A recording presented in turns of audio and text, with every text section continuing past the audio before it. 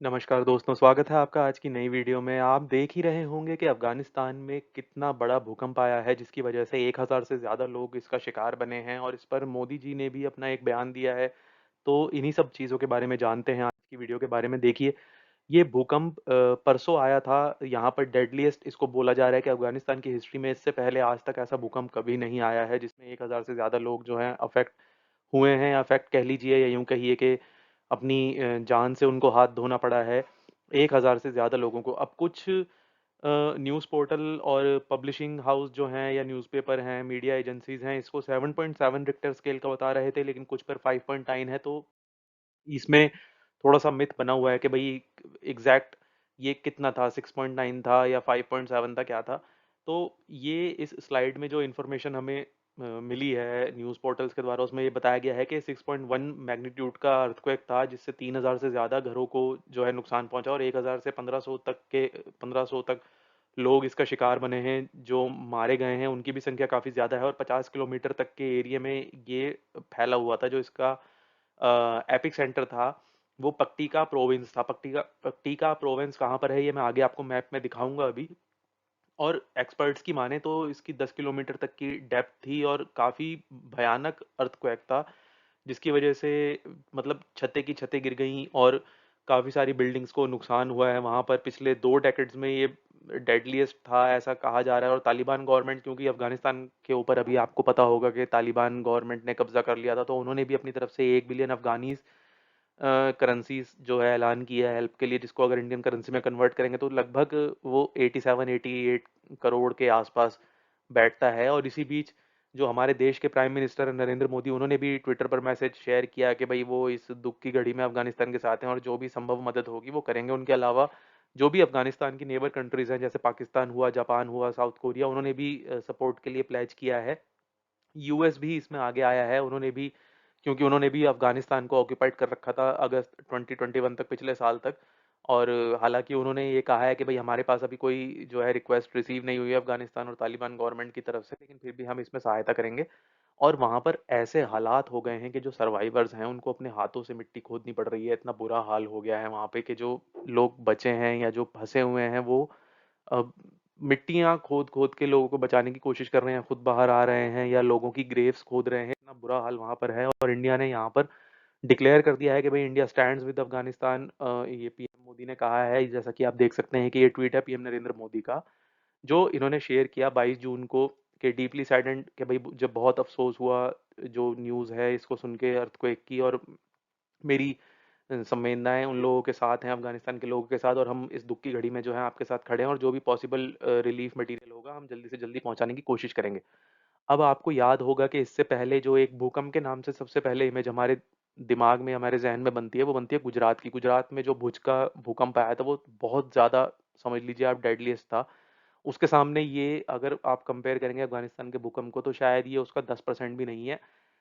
इतनी ज़्यादा कैजुअल्टीज़ हुई थी। और इंडिया का 52nd रिपब्लिक डे था 26 जनवरी 2001 में, जब ये हुआ था, इतना बुरा हाल था। और इसका जो अर्थक्वेक, जो इसका मैग्नीट्यूड मेजर किया गया था, वो 7.7 का स्केल था और इसमें 13,000 से ज़्यादा लोग जो थे, 13,000 से 20,000 लोग वो मारे गए थे, मतलब मर गए थे। और कम से कम डेढ़ या ढाई 3 लाख के आसपास जो है प्रॉपर्टी डिस्ट्रॉय हो गई थी। लोग जो इंजर्ड हुए थे वो अलग हुए थे। इवन पाकिस्तान, क्योंकि जो पाकिस्तान का कुछ हिस्सा गुजरात बॉर्डर से भी लगता है, तो जो साउथ ईस्टर्न पाकिस्तान है, वहां पर भी कैजुअलिटीज हुई थी। अब इस मैप में आप देख सकते हैं पाक्टिका, जो पाकिस्तान और अफगानिस्तान के बॉर्डर में बिल्कुल जो सेंटर की लाइन है, वहां पर ये प्रोविंस है जहाँ पर ये भूकंप का एपिक सेंटर था। ये 2 मैप आप देख सकते हैं, इसमें आपको क्लियरली पता चलेगा कि एपिक सेंटर कहाँ था और उसका इफ़ेक्ट कहाँ-कहाँ तक हुआ है। खोस्ट तक, पक्तिया तक, और फिर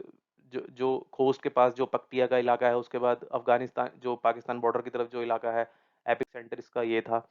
अब ऐसे में सोचने वाली बात है कि आखिर हम इतनी बातें करते हैं कि भाई हमें सभी देशों को मिलके एक टास्क फोर्स बनानी चाहिए या कुछ करना चाहिए ताकि ऐसे डिजास्टर हो तो उस वक्त ज़्यादा से ज़्यादा और जल्दी से जल्दी मदद पहुंचाई जा सके, लेकिन उसके दिशा में कोई बढ़ता हुआ कदम अभी तक हुआ नहीं है। और इसी को लेके जो जर्नलिस्ट हैं उन्होंने क्वेश्चन किया है कि आखिर हम कब तक अगले डिजास्टर का वेट करते रहेंगे, हम कब सुधरेंगे, हम कब जो है इन चीज़ों को नोटिस करेंगे, इसके बारे में कुछ बात करेंगे, कंसर्न करेंगे। जो स्लो रिस्पॉन्स है उसके बारे में बात करते हुए और इंटरनेशनल सैंक्शंस जो लगे हुए हैं अफगानिस्तान के ऊपर, उसके बारे में बात करते हुए भी ये देखा गया है कि उबाइदुल्ला बहीर जो ह्यूमैनिटेरियन स्पेस में काम कर रहे हैं अभी, उन्होंने कहा है कि भाई बहुत मिसमैनेजमेंट है और सैंक्शंस की वजह से काफ़ी बुरे हालात हैं, क्योंकि जो तालिबान ने जब टेक ओवर कर लिया था अफगानिस्तान को, तो काफ़ी सारी कंट्रीज़ ने सैंक्शंस लगा दिए थे उनके ऊपर, और उन्होंने ये कहा है कि this is a very patchwork band aid solution for a problem that we need to start thinking about. हमें इस प्रॉब्लम के बारे में सोचना चाहिए, इसके बारे में बात करनी चाहिए।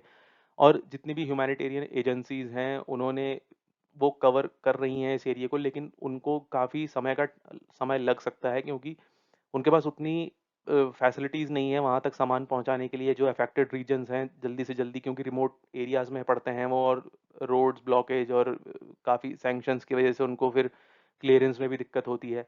तो UNICEF Afghanistan chief of communication Sam Mott, जो ये अफ़गानिस्तान के चीफ हैं, इन्होंने बोला है सीएनएन से बात करते हुए, इंटरव्यू देते हुए, कि ये काफ़ी क्रिटिकल सिचुएशन है, और जो क्रिटिकल हमें एड दी जा रही है, डिस्पैच हुई है वो अफेक्टेड फैमिली तक, वो सैटरडे तक पहुंचेगी। मतलब उसमें 2 से 3 दिन का वक्त लगेगा, और जो डिप्लॉयमेंट हो चुकी है, international committee of the red cross ने जो टीम भेजी हैं, उनको भी अराइव होने में थोड़ा वक्त लग सकता है। और आगे उन्होंने ये बोला है कि जो चैलेंजेस हम फेस कर रहे हैं वो सबसे बड़े हैं जियोपॉलिटिकल लॉजिस्टिकल चैलेंजेस, क्योंकि जो एरिया हैं वो काफ़ी रिमोट हैं, गांव देहात के एरिया हैं, माउंटेन्स हैं, तो यहाँ पर इतनी ईज़ी नहीं है, क्योंकि इंफ्रास्ट्रक्चर रोड डेवलपमेंट नहीं होता है ऐसे एरियाज़ में। तो ताकि इजीली आ सके तो दो ही तरीके होते हैं, या तो आप थोड़ा लॉन्ग रूट लेके जाइए, या फिर आप बाय फ्लाई वहाँ पर जो है ये सारी मेडिकल एड और जो भी मदद है वो पहुँचाएं।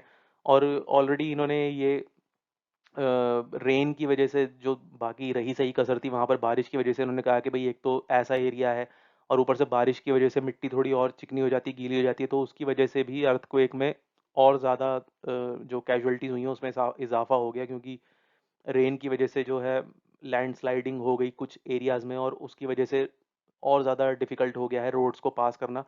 और जो अर्थक्वेक है, हैवी मॉनसून ने उसमें और हवाओं ने और ज़्यादा अपना योगदान दिया उसमें, ऐसा इनका मानना है कि भाई जून 20 से लेके जून 22 तक काफ़ी अफेक्टेड रहे हैं ये सारी चीज़ें। और मतलब हेलीकॉप्टर से ट्रैवल करना पड़ रहा है, सर्च करना पड़ रहा है, मीडिया और इमरजेंसी स्टाफ जो है around the country attempt to access the site.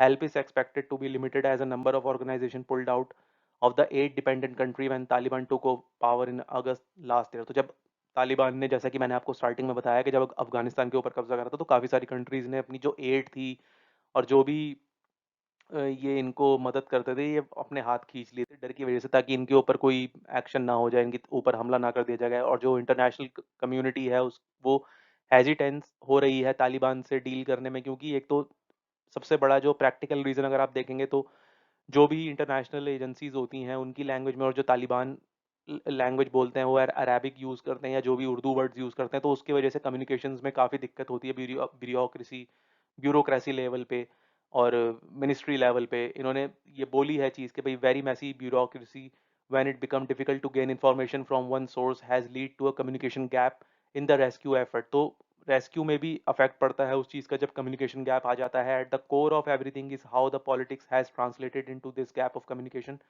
not just between countries and Taliban, but international aid organization and Taliban as well।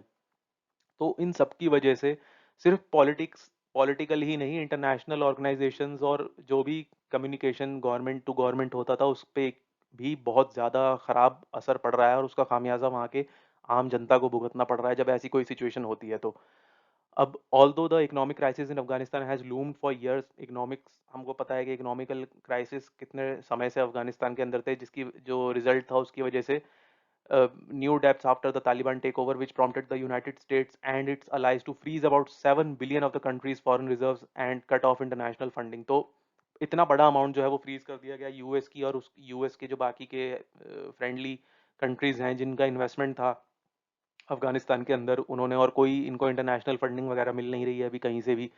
तो US no longer has a presence in Afghanistan. अब इनका कोई presence तो है नहीं अफगानिस्तान में, following the hasty withdrawal of its troops.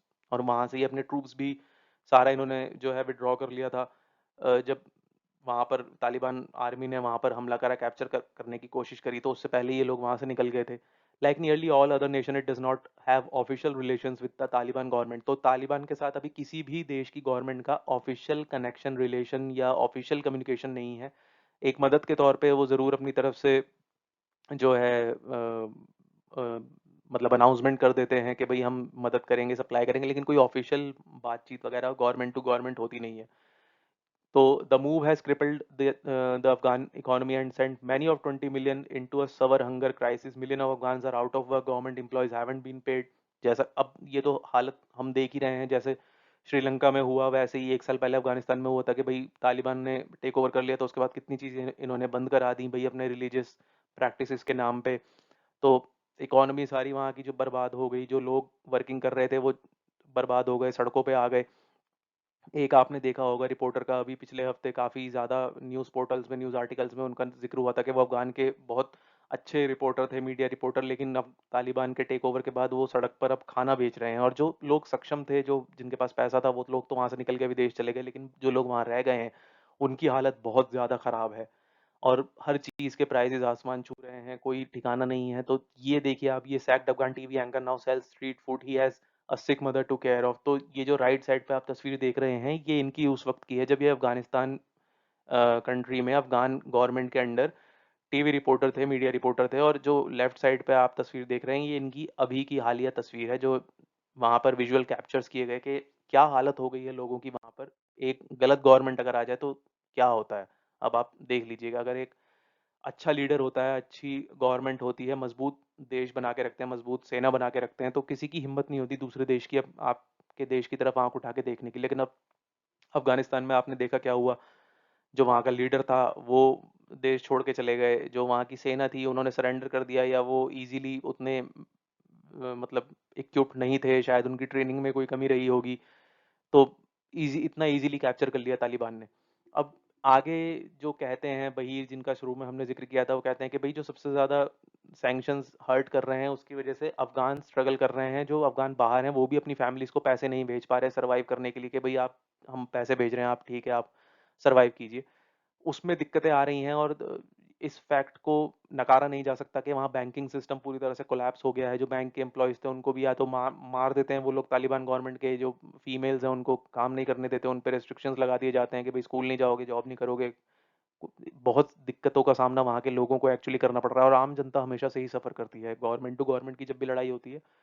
तो जो आम जनता होती है उनको सबसे ज़्यादा सफ़र करना पड़ता है। और सारे इनके एसेट्स जो हैं वो फ्रोज़न हो चुके हैं। इन्होंने बोला है कि भाई न्यू करेंसी प्रिंटेड और brought into the country in the past 9 to 10 months, our assets are frozen, these sanctions don't work. उन्होंने ये भी कहा। और आगे वो कहते हैं कि जो only sanction that make moral sense is targeted sanctions on specific individuals rather than carpet sanctions a whole country and whole people.